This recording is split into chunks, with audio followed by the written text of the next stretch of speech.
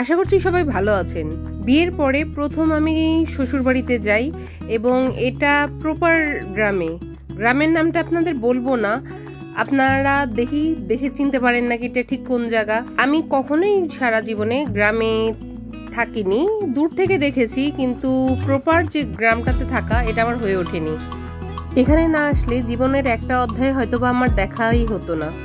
বৃষ্টিতে ভেজা মাটির গন্ধ, চারিদিকে সবুজ শ্যামল ছায়া, গ্রাম বাংলার এই অপূর্ব দৃশ্যটা আসলেই নিজের চোখে না দেখলে বিশ্বাস করা যায় না। আমার সবচেয়ে প্রধান আকর্ষণ ছিল নদী দেখতে যাব, তো ফুল ফ্যামিলি মিলে চলে গেলাম নদী দেখতে। এই নদী দেখার জন্য আমার মিনিমাম 2টা গ্রাম হাটে আনছে আমার জামাই। আর কিছু করার ছিল না, কিছুক্ষণ কথা শোনালাম। নদীতে আসার সময় দেখলাম ওখানের একটা রিচুয়ালস অনুযায়ী ভেলা ভাসাচ্ছিল, আর পথগুলো খুবই সুন্দর ছিল, পানিতে ডুবা, আধা ভাঙা, যাই হোক, বাট সে আমাকে পার করায় দিল।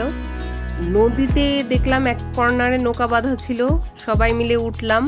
এখানে আমাদের বড়দি, তার ফ্যামিলি, আমার ফ্যামিলি, সবাই ছিলাম আমরা। দিনটা আসলেই অসাধারণ কাটলো। দুপুরে বেড়াইছিলাম, হাঁটতে হাঁটতে প্রায় সন্ধ্যা হয়ে গেছে, তারপরেও কোনো ক্লান্তি ছিল না। আসলে মনে আনন্দ থাকলে এইটা কোনো ব্যাপারই না। সবাই আমার জন্য দোয়া এবং আশীর্বাদ করবেন, এবং ভিডিওটি ভালো লেগে থাকলে please like, share and subscribe my channel. Thanks for watching.